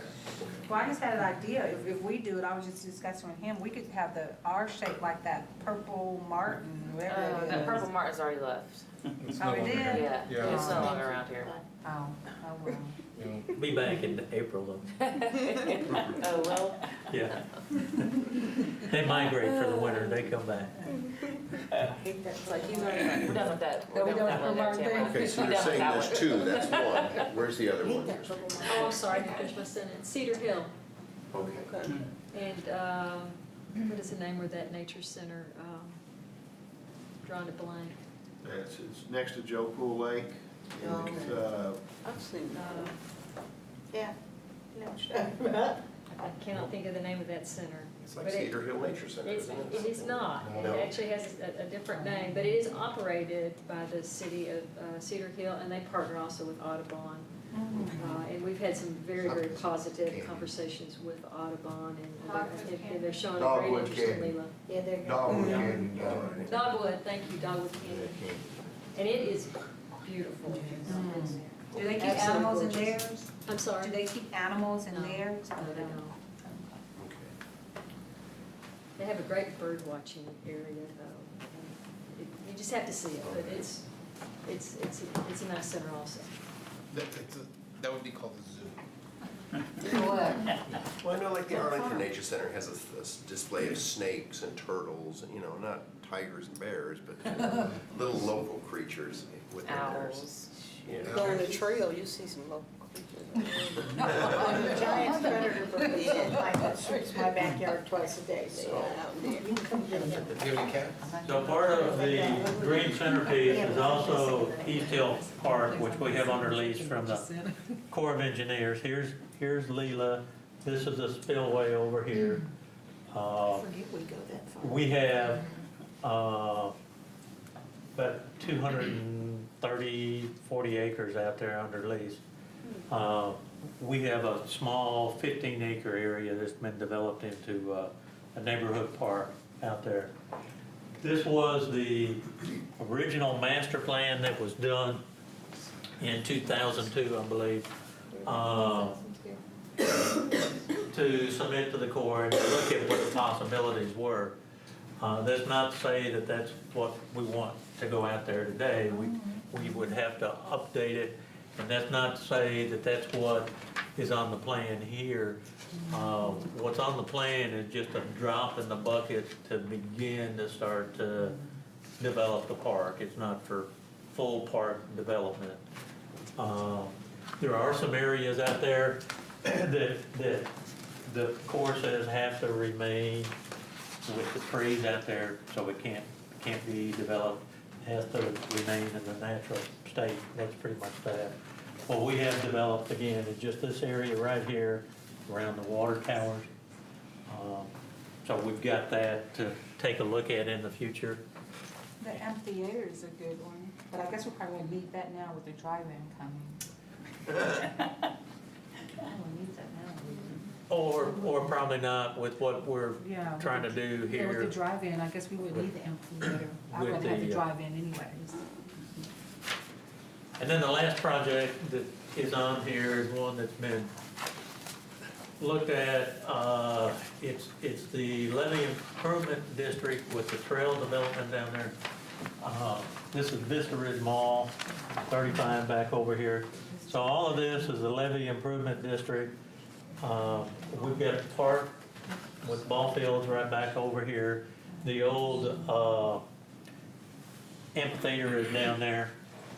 So what this proposal is take this area, there's trails around part of this area right now, but to expand that around the whole area with trails for that development, make it a walkable area to the restaurants, to the shops, from the hotels. There's possibility of some partnership from the levee improvement district. There's not detailed plans on it, it's more of a concept. This number comes from Half Associates, who has taken a look at it. So those are fairly accurate numbers at this point. That water's there already.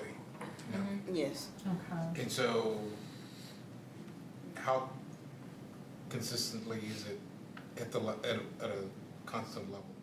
Very It's constant level. constant level. This is really a beautiful area now. Is it enough to put a boat in there? No, you No. cannot put a boat in.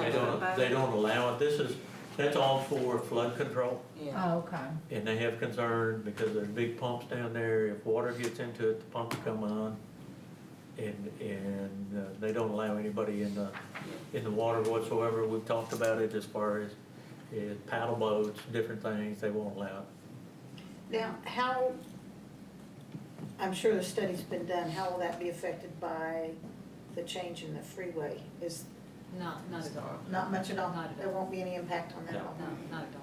It expanded on the other side. Not this way. You know, Where's the That's Hilton actually Garden? 121 you're That's saying, all that's China. not On the map right there. Is there I couldn't somewhere, decide if I'm in the is it purple. closer? Is it on Lake, it's not on Lake Vista, yeah, it is on Lake Vista, isn't it's it? like, so it should You know where the be- amphitheater is now? That's how I usually access. I go park over the amphitheater and just cross over, and then you're right on And the that door trail. back there, okay. That's 121. So Bob, Point to where the amphitheater is now, Bob. there's the amphitheater. Vista Ridge Amphitheater, right there. And the Hilton Garden Inn is just across 121. Amphitheater's at the bottom, Bob. Yeah, right It's that there. little Way green down. spot. You In get the us green there. spot right there, yeah. Yeah, that's the Yeah. amphitheater. The small green spot. Show them where the existing trail is versus what's proposed.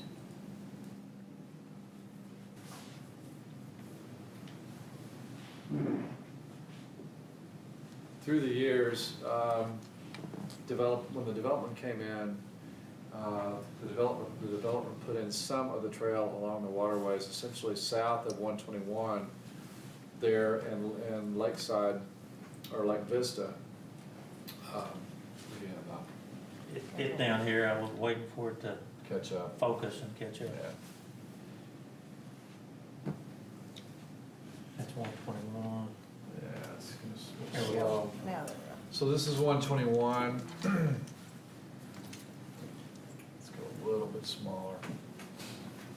So we can see. Right there. Amphitheater. Yeah, amphitheater's here.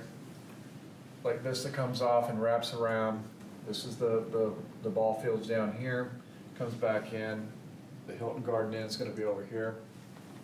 So when they put this in, you can see the concrete trails around this, the lakes to the south. This is pretty much intact. When these developments came in, we required a 10-foot easement, and some built trails, some did not, but this trail is intact.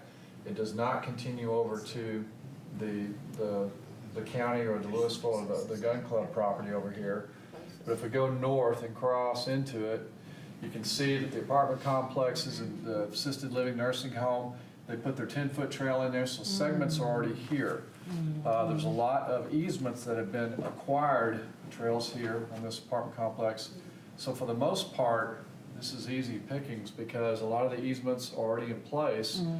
Just needs some consolidation of someone to go in there and finish the trails and network this all together to be kind of a cool area. This is the Hilton Garden Inn. So would they put in their trail, or you would have to do that? The discussion at this point with the levy improvement district would be that they would do an assessment on their businesses that are down there. Now, that's very preliminary. This discussion started a number of years ago. They've come back to us and they want to talk about it. That's why I wanted to make it part of this package. Hopefully, they would fund it all through an assessment. But that discussion's still ongoing. What district you Help me all in understand, here? when you say they, what's The levy improvement district is a separate Oh, it's like entity. there. Oh, If okay. you live. So it's nowhere on the trail. Eric, can you show them, I don't know how easy, can you show them the parameters of the levy improvement district? There's actually both residential and Right. corporations, buildings in the levy improvement district. If you lived in the levy improvement district, you actually have an additional tax you pay at this point. Is it one in Valley Ranch? That's where the waterways go through and there's trails that go? In Irving, Yeah, I don't know if that's a levy improvement district or not. Okay. I mean, I don't think it is. okay. Because I know kind of what you're describing, that's exactly what it looks like. Is that- Los Colinas. Yeah. Colinas Los area. Yeah. Is Hey, it- with all It's those, part of the TRA Okay. issue in City of Irving. No, okay. what's the population density down through there? What, because with those apartments and all that, It's that's a a lot of curiosity. people. There's, It's a lot. I walked those trails actually. A lot of people use those trails. I know it's packed every time I'm on them. Really? Yeah, but I think it's mainly because the people in the houses, which is where I am, right there in the corner. Yeah, the system that we're looking at, I actually do walk it quite a bit. Yeah. It's very minimally used. I think a lot of people don't really even know it's there. Not on the back side, but on the front side, like going to the mall, Oh, yeah. a lot of people This is- crossing over. This is the levy improvement district. You have Denton Tap here, Beltline. The 121 coming through the middle. You have Vista Ridge Mall Drive to the north, it's just south of that, all the way to 35. Comes down and drops down below Lake Vista to the river here, and comes all the way down back to the west, back to Denton Town. So that is the lid down in that development, the former Lomas and Nettleton original development of down here, but that's the lid. And again, the waterways, if you want to look at that in that, I don't know if it will, There's actually the lid and there's actually a road district too. yeah. So if you live in that area, you actually pay 2 additional taxes. So is that like a TIF where that money has to be spent in that Yes. district? They're actually a separate entity from the city. Yes. TIF, we actually would control. The levy improvement district has a separate board, totally separate from the city. It's of on my Louisville. taxes. But it's So treated the when same. taxes It's paid, the I same pay 3 concept. taxes. Yeah, when taxes pay, I pay 3 taxes. wow. It's not that much, but still, we do pay it. So by now, you better walk it. Oh, yeah, Their I'm not- function is to be flood control. Their function is to be flood control, they maintain Denton Creek, they have the flood control pumps, all of that takes care of the water in that flood zone area. Right. That's why all that You was wouldn't built. have the mall, you wouldn't have any of that development Exactly. without the levy improvement. Just like our streets are not. Wow. And that's an overview of all of the projects. All right, can we go, on this levy improvement district, so there's 17 million, there's potential, they could generate that much money? Yes, there's conversations that they could generate that much money, but we're early in those conversations. I was more confident of that before we got an email from their attorney fairly recently that talked about sharing costs. So we need to explore that. Have your attorney shoot one right back? Yes, yes. Thank you, no. What I wanted Bob to do was to paint a picture of all of the park and recreation type programs that I think might be a consideration over the next 10 years, because that's really the period of time we're looking at in relation to this GO bond program. But you have other funding sources here. So as the board looks at these type of programs, and first as you look at the overall recommendations, you have your streets, you have drainage, you have parks, and soon you're gonna have facilities to review. You have quite a task to try to decide what should be in a GO bond election. You have for your park program the availability to carve out some items and recommend that it be considered for your 4B program. The 4B program can be cash or bonds. And if you'll remember, Gina and Brenda did a presentation early on about the funding capacity that's available in the sales tax. We can revisit that with you before you get into your prioritization. But certain things like the nature center, things like this, you can actually make a decision that let 4B handle that, and then it can be on a more of a year-by-year basis. You can certainly make recommendations to the council on prioritization. The important part is to figure out what needs to first go up in the GO bond. This is happening this year, isn't it? 2015? On this. This- Oh, this- this all of this, okay. Aren't we start marketing this? Because this bond election is gonna happen in November this year, correct? Depends on council, when the council decides to call the election. Oh, okay. I thought we were shooting for this year, though. That Yeah. is the consideration. Oh, okay. This goes to council before they go to the retreat in March or February? March 19th to the 21st is the council retreat, and we do want a recommendation to go to council at that point in time. Because we're not gonna, we're not gonna have enough time if they decide to call it for this year. We're not gonna have enough time to try to market this, to get this to pass in November. You actually do. Oh, we would have enough time? Yes, you do. From March all the way up until The November election. Okay. And we can lay that out for you in more detail. Yeah, that's what I'm saying, we're gonna have to be some serious marketing between March and November. Just make sure you register Lewisville residents at the senior center. This one from Lewisville. Take our voter registration card with us, have a whole package I'm full gonna of let all us vote if they'll vote for me. So one thing I heard earlier was a request to do a tour. So we need to talk about if the whole committee is interested in doing that and when you might want to do that. We do have the next meeting still scheduled for park projects. Now, a nighttime tour of Lake Park is probably not going to do you any good. And I'm gonna say good night. I'm sorry. Not going to do us any good. It's not gonna do you any good, so, if there's a desire for a tour, we need to talk about when you might wanna do that. Certainly staff can be, available, Bob can get a bus, and we can take you on a tour of whatever facilities you might want to see. Maybe I'm the only one, I don't know, but I have kind of done a tour, I've kind of stopped and looked at things, but I'd like to have an expert talk me through some of the things we've already talked about and we've already seen, you know.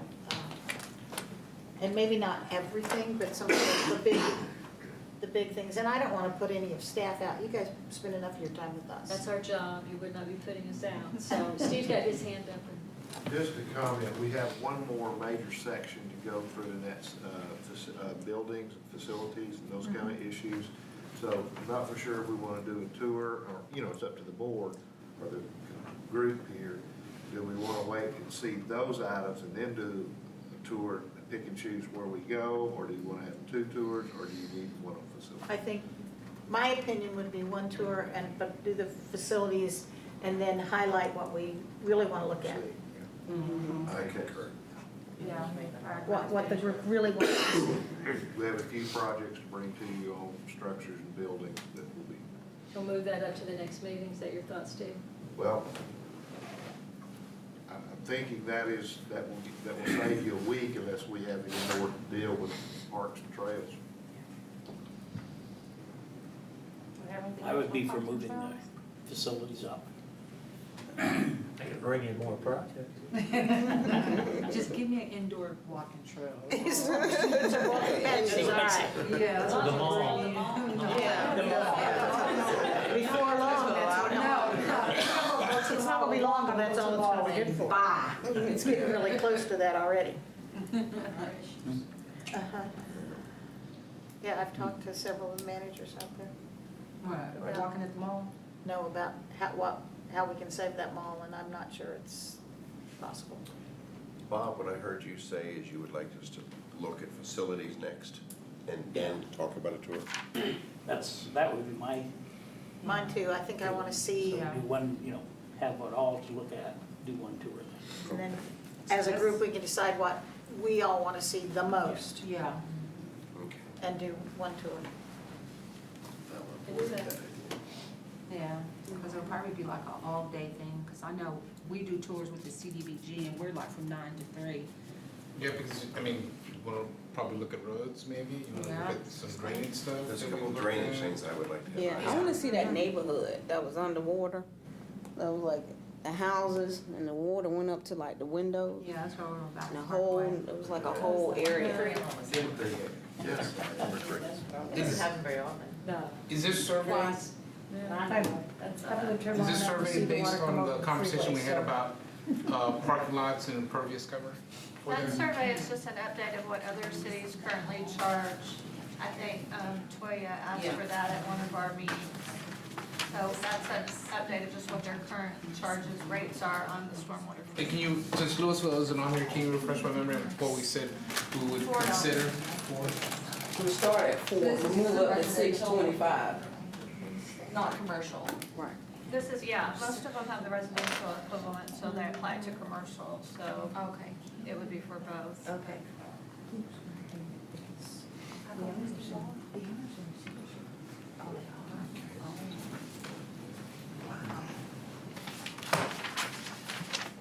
You need a motion to adjourn? We do. At this time, Second first.